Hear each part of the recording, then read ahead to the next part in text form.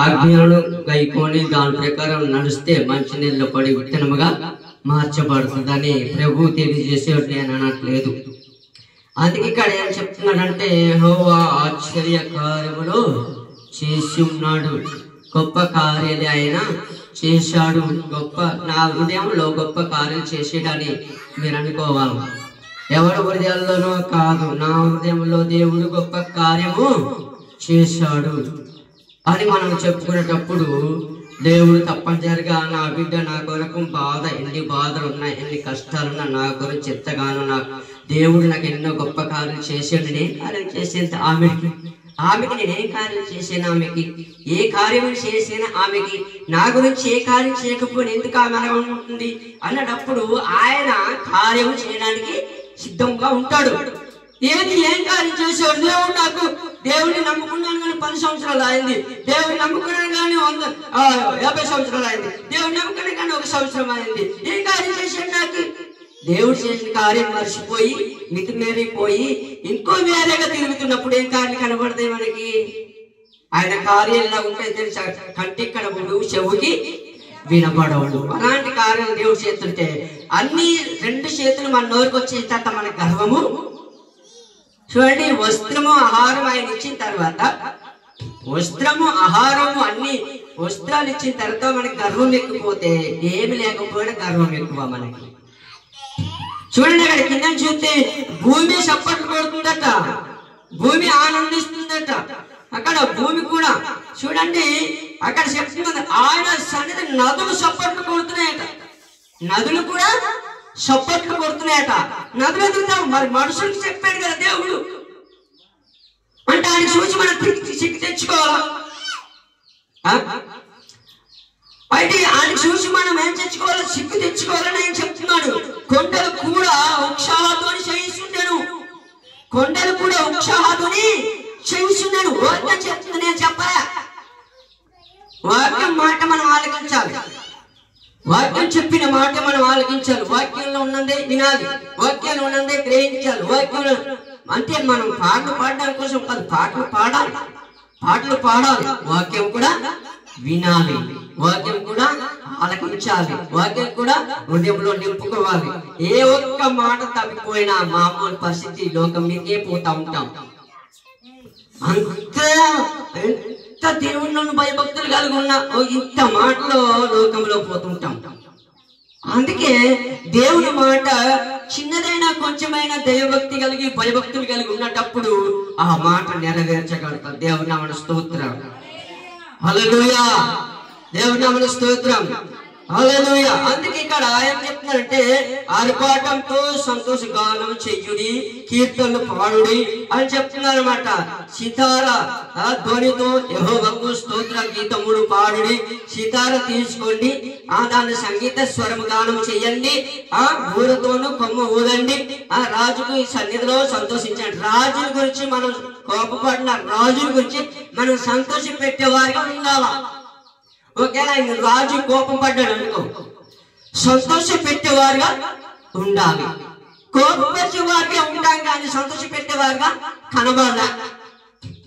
ఆయనకి ఎంతైనా కోపం అంటే, ఇప్పుడు ప్రార్థన చేయమన్నప్పుడు, అంటే నేను ప్రార్థన చేసినప్పుడు ఆదివారం మీరు ప్రయాణంలోకి వెళ్తారు, అయ్యా ప్రార్థన చెయ్యినప్పుడు ప్రార్థన చెయ్యు అనడానికి ఎవరైనా వస్తుంది మీకు? చెప్పండి. ఆదివారము ప్రయాణంలోకి వచ్చి ప్రార్థన చేయండి అన్నప్పుడు మీకు నోరులో ఉందా? చెప్పండి, మీరు నిజంగా దేవుని బిడ్డలే కాదా? చెప్పండి. రాదు కదా. దేవుడి నామమున స్తోత్రం, ఎవరికైనా రాజు. కానీ ప్రార్థన చేయమన్నప్పుడు ఆయన ప్రార్థన చేస్తాడు, సేవకుల ప్రార్థన చేస్తాడు, ప్రభువా మీరు దీవించు, ఆశీర్వదించు, వెళ్ళేటప్పుడు దీవించు, వచ్చేటప్పుడు దీవించు. అది ఎవరి మాట? అది సేవకుడి మాట, దేవుడి మాట కాదు. ఏ రోజు? ఆదివారం, విశ్రాంతి దినం తెలుసు. దేవుడు ఈ రోజు ఉంటాడని తెలుసు, ఈ రోజు ఆయన బిడ్డల కోసం చూస్తుంటాడని తెలుసు కదా. దేవుడు నాకు చెప్తాను మాట, ఎందుకంటే దేవుడికి చెప్పవలసిన మాట నువ్వైనా నేను ఆదివారం కాబట్టి ఆరాధనలో మనం ఏం చేయాలి? నిశ్చయించగా నువ్వైనా నేనైనా ఎవడైనా దేవుని దృష్టికి ఏమైందని ఇక్కడ స్పష్టంగా కనబడాలి. దేవుడి నామమున స్తోత్రం, హల్లెలూయా. ఆయన అప్పుడే ఆయన ఏమంటున్నాడంటే, నా బిడ్డల కొరకు ఎంతగానో సిద్ధపడి ఉన్నారు, అనే ప్రార్థన చేసింది సేవకుడైనప్పటికీ ఆయన దేవుడు కాదు. దేవుని నామమున స్తోత్రం. అయితే ఆయన దీవిస్తాడు, కానీ కొద్దిగా బాధతో దీవిస్తాడు. అయితే సేవకుడు దీవిస్తాడు, పూర్ణంగా దీవిస్తాడు. ఎందుకంటే దీవించబడాలి, ఆశ్రయించబడాలని. దేవుడి దృష్టికి అది కాదు. దేవుని నామమున స్తోత్రం. ముందే సేవకుడు చెప్తున్నాడు, దేవుడు తలిస్తే ఆయన ఆశీర్వదిస్తాడు కాదనలేదు, కానీ కొద్దిగా బాధతో ఆశీర్వదిస్తాడు. దేవుని నామమున స్తోత్రం. అయితే ఆయన ఏమైనప్పటికైనా దేవుడు అన్ని దీవించాలని ఆస్వాదించాలని ప్రార్థన చేస్తాడు. దేవుని నామమున స్తోత్రం. ఆయన ఎంతైనా ఎవరి కుమారుడు?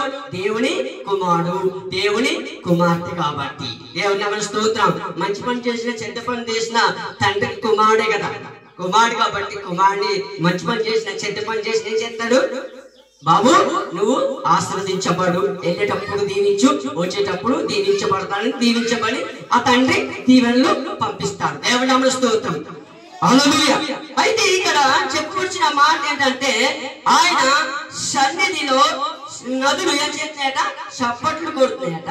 భూమి తీర్పు తీర్చుటకై నీతిని బట్టి, లోకమును తీర్పు తీర్చుటకై, న్యాయమును బట్టి ఆయనకు తీర్పు తీర్చుటకై యెహోవా ఏం చేస్తున్నాడు అంటున్నారన్నమాట. దేవుని నామమున స్తోత్రం. హల్లెలూయా. ఆయన ఆశ్చర్య కార్యాలు చేసేవాడు, న్యాయం కూడా తీర్చేవాడు ఆయనే. న్యాయం అంటే గాయం కట్టేవాడు ఆయనే, గాయము రేపేవాడు ఆయనే. అందుకనే సావైనా బ్రతికైనా ప్రభువా నీ కొరకే మేము జీవించాము అని మనం అడగాలి. Hallelujah. Of this played enter clock and speeches my God. దేవుడు చెప్పే ప్రతి ఒక్క మాటను మనం జ్ఞాపకం చేసుకునేటప్పుడు ఆయన శక్తి మనలో ఉంటది. హల్లెలూయా. అయితే మత్తయి సువార్తలో ఒక మాట ఉన్నది. మత్తయి సువార్త మా కీర్తనలో ఇప్పుడు చదువుకున్నాం కాబట్టి మత్తయి సువార్తలో ఒక మాట 2వ అధ్యాయంలో, మత్తయి సువార్త 2వ అధ్యాయం నుండి చదువుదాం మొదటి నుంచి. రాజైన హేరోదు దినములందు యూదయ దేశపు బెత్లెహేములో యేసు పుట్టిన పిమ్మట, ఇదిగో తూర్పు దేశపు జ్ఞానులు యెరూషలేముకు వచ్చి, యూదుల రాజుగా పుట్టినవాడు ఎక్కడున్నాడు అంటే, పుట్టినవాడు ఎక్కడున్నాడు? తూర్పు దిక్కున మేము ఆయన నక్షత్రం చూసి ఆయన పూజింప వచ్చిందని చెప్పిరి. దేవుని నామమున స్తోత్రం. పూజింప వచ్చిందని చెప్పిరి. అయితే యేసుక్రీస్తు ప్రభువును దర్శించడానికి వచ్చిన జ్ఞానులు, యేసు ప్రభు వారిని దర్శించడానికి వచ్చిన జ్ఞానులు నలుగురు ఉన్నారు. నలుగురులో అది ఇక్కడ చెప్పిన మాట ఏంటంటే, నలుగురు జ్ఞానులు అన్నమాట. నలుగురు జ్ఞానుల్లో ఇక్కడ చెప్పిన మాట ఏంటంటే, నలుగురు జ్ఞానులు ఉన్నారు. నలుగురు ఎవరు దర్శించడానికి వచ్చారు? యేసు ప్రభు వారిని దర్శించడానికి నలుగురు రాజులు వచ్చారు. నలుగురు జ్ఞానులు వచ్చారన్నమాట, రాజులు కాదు, నలుగురు జ్ఞానులు వచ్చారు. నలుగురు జ్ఞానులు అదే బైబిల్ గ్రంథంలో లేదు, కానీ ఆ చరిత్ర గ్రంథంలో చెప్తున్నారు. కొంతమంది సేవకులు పండితులు ఏం చెప్తున్నారంటే, ఐగుప్తు నుండి వచ్చిన బెల్తెషాజరు రాజు జ్ఞానవంతుడు, ఇంకొకడు గ్రీకు దేశం నుండి వచ్చిన మెల్కీయెజరు, అప్పుడు ఇంకొకడేమో భారతదేశంలో వచ్చిన మల్లికార్జునుడు. అంటే ఇంకొక రాజు. అంటే వీళ్ళు ఏం చేశారంటే, ఈ జ్ఞానులు ఏం చేశారంటే, ఈ నలుగురు రాజుల డబ్బు కూడబెట్టుకొని, అంటే ధనం కూడబెట్టుకొని, దేవుని శిశువు చూడాలని, యేసుక్రీస్తు ప్రభువాని శిశువు చూడాలని తూర్పు దిక్కున ప్రయాణం వెళ్ళారట. వెళ్తున్నప్పుడు అక్కడ ఇంకొక అక్కడంటే ఒక ఊరుంది, మ్రోత్తు నిర్మించిన గోపు అనే గుడి ప్రాంతంలోకి వెళ్తుండగా, వారు నలుగురు జ్ఞానులు కూడా వేరే వేరే ప్రాంతాలకు వెళ్ళి వేరే వేరే ప్రాంతాల్లో తిరిగి వచ్చిన తర్వాత ఇంకొక రాజు, ఇంకొక జ్ఞాని ఆయన ఏమైపోయాడంటే, ఆయన కనబడలేదు. ఆయన దారి మధ్యలో ఏమైపోయినా అర్థం కాలేదు. కానీ ఈ ముగ్గురు రాజులు మాత్రము, ఈ ముగ్గురు జ్ఞానులు మాత్రము, ఈ ముగ్గురు జ్ఞానులు ఏం చేశారంటే యేసు ప్రభు వారి దగ్గరికి వెళ్ళారు. ఈ ముగ్గురు జ్ఞానులు యేసు ప్రభు వారి దగ్గరికి వెళ్ళి బంగారము, సాంబ్రాణి, బోలెము కానుకలుగా ఇచ్చారు. దేవుని నామమున స్తోత్రం. ఒక మాట అంటాను నేను, మనము సువార్తగా వెళ్తున్నాము కదా, మనం సువార్తగా వెళ్తున్నాము యేసుక్రీస్తు ప్రభువుని చూడాలని. వెళ్ళే ఆటో కట్టుకొని వెళ్తున్నాము. ఈ రోజుల్లో ఆటో కట్ట, ఆ రోజుల్లో నడిచి వెళ్ళేవారు. అయితే ఆయన ధనము కూడా కొట్టుకొని వెళ్ళేవారు యేసు చూడాలని. ఎవరు సాక్షి పెట్టుకుని వారు వ్యక్తిగతంగా వెళ్ళేవారు. ఎవరు సాక్షి పెట్టుకుని వారు వ్యక్తిగతంగా దేవుని చూడాలి, క్రీస్తుని చూడాలని వెళ్ళారు. వెళ్ళిన తర్వాత మన వెండి బంగారు అవనత్రాలు మనం ఆయనకి ఇవ్వలేదు, కానీ అందులోనే మనం వెళ్ళి ఎక్కడికి మనం క్రీస్తుని చూడాలని మీటింగ్స్ వెళ్తున్నాము, క్రీస్తుని చూడాలని అక్కడికి వెళ్తున్నాము, క్రిస్మస్కి వెళ్తున్నాము. ఈ క్రిస్మస్కి వెళ్తున్నాము, ఆటోలు కట్టుకొని బండ్లు కట్టుకొని వెళ్తున్నాము. కాబట్టి వెళ్ళినప్పుడు ఏం చేయాలి మనము? ఆయన బంగారు సాంబ్రాన్ని బోనము కానుక ఇచ్చాడు. మనమైతే 10 రూపాయలు కూడా దేవుడికి కానుక ఇవ్వలేమా? చార్జీలు బట్టుకేనా? దేవుడి కొరకు మనం ఏం చేయగలుగుతున్నాము? దేవుడి కొరకు మనం ఎలా చేయగలుగుతున్నాము? మనం సంవత్సరం వరకు చేసింది ఏంది? ఏ పని ఏమి లేదా మన కాడ? దేవుడి కొరకు నా వద్ద నుండి 1 రూపాయి తీసి దేవుడికి ఇచ్చినప్పుడు దేవుడు నన్ను దీవిస్తాడన్న ఆలోచన మనలో కూడా ఉండాలి. అప్పుడే మనము దీవించబడతాము. ఆయన ఆనాడు జ్ఞానం, 3 జ్ఞానులు ఒక జ్ఞాని ఏమయ్యాడు తెలియదు, కానీ 3 జ్ఞానులు మాత్రం యేసుప్రభువు వారు చూడాలని ఆ ధనము కూడగొట్టుకొని వచ్చి ఆయన నెలికి యేసుప్రభువు వారు శిలువ మరణించి దాకా ఆయన కనబడలేదట. ఈ 3 జ్ఞానులు మాత్రం యేసుప్రభువు వారిని వెతుకుంటూ వచ్చి బంగారము సాంబ్రాణి బోలె పట్టుకుని వచ్చారు. అయితే ఇక్కడ చూపించింది ఎవరు? సువార్త చేసింది ఎవరు? యేసు శిశువుని చూసింది ఎవరు అంటే గొల్లలు. దేవుని నామముతో గొర్రెల కాపరులు. సువార్త ప్రకటించింది ఎవరు? గొర్రెల కాపరులు. సువార్త నడిపించింది ఎవరు? గొర్రెల కాపరులు. శిశువుని చూసింది ఎవరు? గొర్రెల కాపరులు. భయపడింది ఎవరు? గొర్రెల కాపరులు.